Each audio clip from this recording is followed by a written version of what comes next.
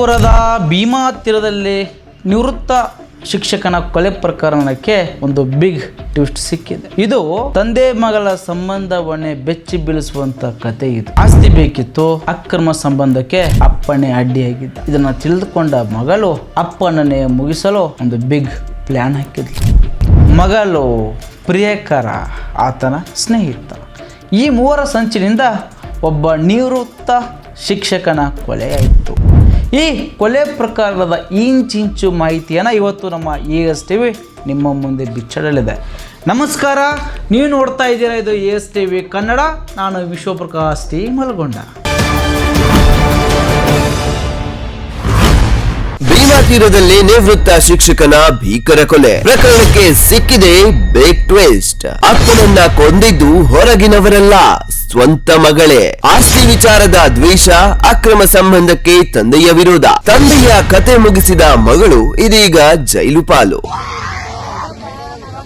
ವಿಜಯಪುರ ಜಿಲ್ಲೆಯ ಇಂಡಿ ತಾಲೂಕಿನ ಚೌಡಿಹಾಳ ರಸ್ತೆಯ ಪೂಜಾರಿ ವಸ್ತಿ ತೋಟದ ಬಳಿ ನಡೆದಿದ್ದ ನಿವೃತ್ತ ಶಿಕ್ಷಕ 62 ವರ್ಷದ ಸಿದ್ದಪ್ಪ ಅಂಜುಟಗಿ ಕೊಲೆ ಪ್ರಕರಣ ರೋಚಕ ತಿರುವು ಪಡೆದುಕೊಂಡಿದೆ. 62 ವರ್ಷದ ಸಿದ್ದಪ್ಪನನ್ನ ಸ್ವಂತ ಪುತ್ರಿಯೇ ತನ್ನ ಪ್ರಿಯಕರ ಹಾಗೂ ಆತನ ಸ್ನೇಹಿತನ ಜೊತೆ ಸೇರಿ ಹತ್ಯೆ ಮಾಡಿರುವುದಾಗಿ ಪೊಲೀಸ್ ತನಿಖೆಯಲ್ಲಿ ಬಯಲಾಗಿದೆ. ಚೌಡಿಹಾಳ ರಸ್ತೆಯ ಪಕ್ಕದಲ್ಲಿ ಸಿದ್ದಪ್ಪನ ಮೃತದೇಹ ಪತ್ತೆಯಾಗಿತ್ತು.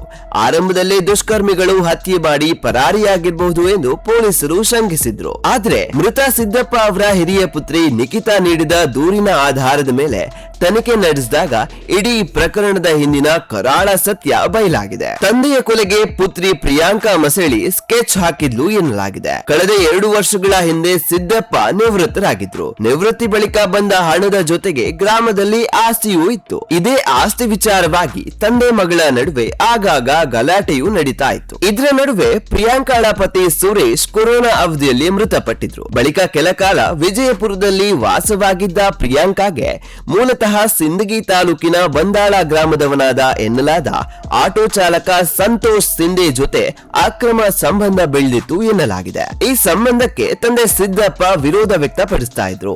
ಮಾತ್ರವಲ್ಲ, ಆಸ್ತಿಯಲ್ಲಿ ಪಾಲು ನೀಡುವುದಿಲ್ಲ ಎಂದು ಹೇಳಿದ್ರು. ತಂದೆಯ ವಿರೋಧ, ಆಸ್ತಿ ಸಿಗುವುದಿಲ್ಲ ಎಂಬ ಆತಂಕ ಇವೆಲ್ಲವೂ ಪ್ರಿಯಾಂಕಾಳ ಸಿಟ್ಟಿಗೆ ಕಾರಣವಾಗಿತ್ತು ಎನ್ನಲಾಗಿದೆ. ಆಸ್ತಿ ವಿಚಾರವಾಗಿ ಆಗಸ್ಟ್ 15ರಂದು ತಂದೆಯೊಂದಿಗೆ ಪ್ರಿಯಾಂಕಾ ಗಲಾಟೆ ಮಾಡಿಕೊಂಡಿದ್ಲು. ಗಲಾಟೆ ವಿಕೋಪಕ್ಕೆ ತಿರುಗುತ್ತಿದ್ದಂತೆ ತನ್ನ ಪ್ರಿಯಕರ ಸಂತೋಷ್ನಿಗೆ ಮನೆಗೆ ಬರುವಂತೆ ಕರೆ ಮಾಡಿದ್ದಾಳೆ ಎನ್ನಲಾಗಿದೆ. ರಾತ್ರಿ ಸಂತೋಷ್ ತನ್ನ ಸ್ನೇಹಿತ ಗುರುರಾಜ್ ಬೀರದಾರ್ ಜೊತೆ ಪ್ರಿಯಾಂಕಾ ಮನೆಗೆ ತೆರಳಿದ್ದಾನೆ. ಮೊದಲು ಸಿದ್ದಪ್ಪನನ್ನ ಉಸಿರುಗಟ್ಟಿಸಿ ಕೊಲೆ ಮಾಡಲಾಗಿದೆ. ಅಷ್ಟಕ್ಕೆ ನಿಲ್ಲದ ಆರೋಪಿಗಳು ಕಾರ ಕಟ್ಟುವ ದೊಡ್ಡ ಕಲ್ಲಿನಿಂದ ಸಿದ್ದಪ್ಪನ ತಲೆಗೆ ಜಜ್ಜಿ ಹತ್ಯೆ ಮಾಡಿದ್ದಾರೆ ಎನ್ನಲಾಗಿದೆ.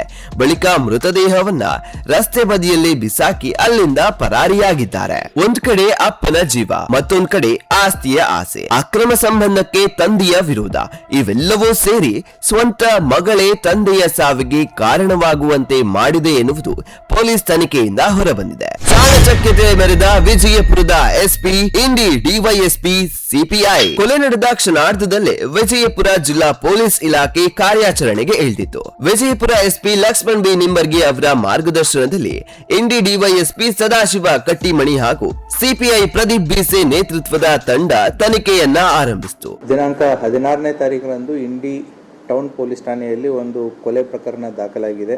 Crime number 92/2026. ಇದರಲ್ಲಿ ನಿಖಿತಾ ಅಂಜುಟಿಗಿ ಅನ್ನೋರು ಒಂದು ಕಂಪ್ಲೇಂಟನ್ನು ಕೊಟ್ಟಿದ್ದಾರೆ. ಅವರ ತಂದೆಯನ್ನು ಅವರ ಅಕ್ಕಳಾದಂತಹ ಪ್ರಿಯಾಂಕಾ ಮಸಳಿ ಮತ್ತು ಆಕೆಯ ಗೆಳೆಯರಾದಂತಹ ಸಂತೋಷ್ ಗಣಪತಿ ಸಿಂಧೆ ಮತ್ತು ಗುರುರಾಜ್ ಬಿರಾದರ್ ಅನ್ನೋರು ಸೇರಿಬಿಟ್ಟು ಅವರ ತಂದೆಯನ್ನು ಸಿದ್ದಪ್ಪ ಅಂಜುಟಿಗಿ ಅವರನ್ನು 62 ವರ್ಷ ನಿವೃತ್ತ ಶಿಕ್ಷಕರು ಇವರನ್ನು ಕೊಲೆ ಮಾಡಿದ್ದಾರೆ ಅಂತಂತೇಳಿ ಪ್ರಕರಣವನ್ನು ದಾಖಲಿಸಿಕೊಂಡು ತನಿಖೆಯನ್ನು ಕೈಗೊಂಡಾಗ ಕಂಡು ಬಂದಿದ್ದೇನು ಅಂತಂದರೆ, ಮೃತರಾದಂತಹ ಸಿದ್ದಪ್ಪ ಅಂಜುಟಿಗಿ 62 ವರ್ಷ, ಅವರು ಈಗಾಗಲೇ ನಿವೃತ್ತಿಯನ್ನು ಹೊಂದಿದ್ದಾರೆ. ಇವ್ರದ್ದೇ ಆದಂಥ ಒಂದು ಆಸ್ತಿ ಮತ್ತು ನಿವೃತ್ತಿ ಪಿಂಚಣಿ ಇವೆಲ್ಲ ಸೌಲಭ್ಯಗಳಿದ್ದಾವೆ. ಮೊದಲನೇ ಮಗಳು ಈಗೇನು ಅಕ್ಯೂಸ್ ನಂಬರ್ 1 ಪ್ರಿಯಾಂಕಾ ಮಸಳಿ, ಈಗಾಗಲೇ ಗಂಡ ತೀರ್ಕೊಂಡಿದ್ದು, ಒಬ್ಬರು ಮಗುನೂ ಇರುತ್ತೆ. ಈಗ ತಂದೆಯ ಜೊತೆಗೇ ಇರ್ತಾರೆ. ಇವರ ಮತ್ತು ತಂದೆಯ ಮಧ್ಯೆ ಹಲವಾರು ಬಾರಿ ಕಿತ್ತಾಟ ಮತ್ತು ಸಮಸ್ಯೆಗಳು ಉಂಟಾಗಿರ್ತವೆ. ಯಾಕಂತಂದರೆ ಬರುವಂಥ ಆಸ್ತಿ ಆಗಿರ್ಬೋದು ಮತ್ತು ಬರುವಂಥ ನಿವೃತ್ತಿ ಪಿಂಚಣಿಯಲ್ಲಿ ಇವರೇನು ದುಡ್ಡು ಕೊಡ್ತಾ ಇಲ್ಲ ಅಂತಂತ ಹೇಳಿ. ಆ ಹಿನ್ನೆಲೆಯಲ್ಲಿ ದಿನಾಂಕ 15 ಮತ್ತು 16ರ ರಾತ್ರಿ ಇವ್ರಿಗೆ ಗೆಳೆಯರಾದಂತಹ ಸಂತೋಷು ಮತ್ತು ಗುರುರಾಜ್ ಇವರನ್ನು ಕರೆಸ್ಕೊಂಡು ಮನೆಯಲ್ಲಿ ಅವ್ರು ಮಲಗಿದಾಗ ದಿಂಬಿನಿಂದ ಅವರ ಉಸಿರುಗಟ್ಟಿ ಅವರನ್ನು ಕೊಲೆ ಮಾಡಿ ಮತ್ತು ಅಲ್ಲೇ ಇದ್ದಂತಹ ಖಾರ ಕುಟ್ಟುವಂಥ ಕಲ್ಲಿನಿಂದ ಅವರ ತಲೆಗೆ ಜಜ್ಜಿ ಕೊಲೆ ಮಾಡಿರ್ತಾರೆ. ಮನೆಯಲ್ಲಿ ಕೊಲೆ ಮಾಡಿ ತದನಂತರ ಈ ಇಂಡಿ ಗ್ರಾಮೀಣ ಔಟ್ಸ್ಕಟ್ಸ್ ಏನಿದೆ, ಔಟ್ಸ್ಕಟ್ಸ್ ಹತ್ರ ಆಟೋದಲ್ಲಿ ತಂದುಬಿಟ್ಟು ಬೆಡ್ಶೀಟಲ್ಲಿ ಸುತ್ತಾಕಿ ರಸ್ತೆ ಬದಿಯಲ್ಲಿ ಅವರ ಬಾಡಿಯನ್ನು ಹಾಕಿ ಹೋಗಿರ್ತಾರೆ. ಆ ಹಿನ್ನೆಲೆಯಲ್ಲಿ ಪ್ರಕರಣವನ್ನು ದಾಖಲಿಸಿಕೊಂಡು ತನಿಖೆಯನ್ನು ಮಾಡಿ ಈಗಾಗಲೇ ಅಕ್ಯೂಸ್ ನಂಬರ್ 1 ಮತ್ತು 2 ಇವರಿಬ್ಬರನ್ನು ಅರೆಸ್ಟ್ ಮಾಡಿದೆ. ಆದಷ್ಟು ಬೇಗ ಅಕ್ಯೂಸ್ ನಂಬರ್ 3 ಕೂಡ ನಾವು ಅವರನ್ನು ಬಂಧಿಸಿ ನಾವು ನ್ಯಾಯಾಂಗ ಬಂಧನಿಗೆ ಒಳಪಡಿಸ್ತೀವಿ. Thank you. ಇಂಡಿ ಟೌನ್ ಅವ್ರ ಮನೆ. ಸ್ಥಳ ಪರಿಶೀಲನೆ, ಸಾಕ್ಷ್ಯಗಳ ಸಂಗ್ರಹ ಹಾಗೂ ಆರೋಪಿಗಳ ಚಲನವಲನದ ಬಗ್ಗೆ ಮಾಹಿತಿಯನ್ನ ಕಲೆ ಹಾಕಿದ ಪೊಲೀಸರು ಕೆಲವೇ ಗಂಟೆಗಳಲ್ಲಿ ಪ್ರಕರಣದ ಜಾಡ ಹಿಡಿಯುವಲ್ಲಿ ಯಶಸ್ವಿಯಾದರು. ಕೊಲೆಯ ಹಿಂದಿನ ಕಾರಣ ಹಾಗೂ ಆರೋಪಿಗಳ ಸಂಚು ಬಯಲಿಗೆಳೆಯುವ ಮೂಲಕ ಪ್ರಕರಣವನ್ನ ಭೇದಿಸಿದ್ದಾರೆ. ಸದ್ಯ ಪ್ರಕರಣದಲ್ಲಿ ಪುತ್ರಿ ಪ್ರಿಯಾಂಕಾ ಹಾಗೂ ಆಕೆಯ ಪ್ರಿಯಕರ ಸಂತೋಷ್ ಸಿಂಧೆಯನ್ನ ಪೊಲೀಸರು ಬಂಧಿಸಿದ್ದಾರೆ. ಮತ್ತೊಬ್ಬ ಆರೋಪಿ ಗುರುರಾಜ್ ನಾಪತ್ತೆಯಾಗಿದ್ದು ಆತನ ಬಂಧನಕ್ಕೆ ಪೊಲೀಸರು ಬಲೆ ಬೀಸಿದ್ದಾರೆ. ಆಸ್ತಿ ವಿಚಾರದ ದ್ವೇಷ, ಅಕ್ರಮ ಸಂಬಂಧದ ವಿರೋಧ, ಕೊನೆಗೆ ತಂದೆಯನ್ನೇ ಬಲಿ ಪಡೆದ ಮಗಳ ಕೃತ್ಯ. ಭೀಮಾ ತೀರದ ಈ ಭೀಕರ ಕೊಲೆ ಪ್ರಕರಣದಲ್ಲಿ ಇನ್ನಷ್ಟು ಸತ್ಯಗಳು ಪೊಲೀಸ್ ತನಿಖೆಯಿಂದ ಹೊರಬರಬೇಕಾಗಿದೆ.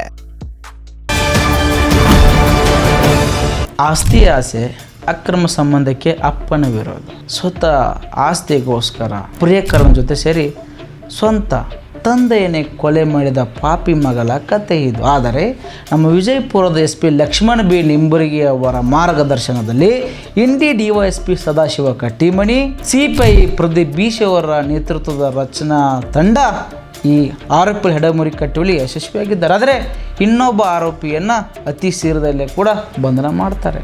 ಇದು ಭೀಮಾ ತೀರದ ನಿವೃತ್ತ ಶಿಕ್ಷಕನ ಬರ್ಬರ ಹತ್ಯೆಯ ಅಸಲಿ ಕಹಾನಿ. ಮತ್ತೊಂದು ವಿಡಿಯೋ ಜೊತೆಗೆ ಮತ್ತೊಮ್ಮೆ ಬರ್ತೀನಿ. ಅಲ್ಲಿವರೆಗೂ ನೋಡ್ತಾ ಇರಿ. ಇದು ESTV ಕನ್ನಡ. ನಾನು ವಿಶ್ವಪ್ರಕಾಶ್ ಟಿ ಮಲ್ಗೊಂಡ. ಅಪರಾಧಕ್ಕೆ ಸವಾಲು ದಿನಪತ್ರಿಕೆ ಜೊತೆಗೆ ಡಿಜಿಟಲ್ ನಲ್ಲಿ ಹೊಸ ರೂಪ.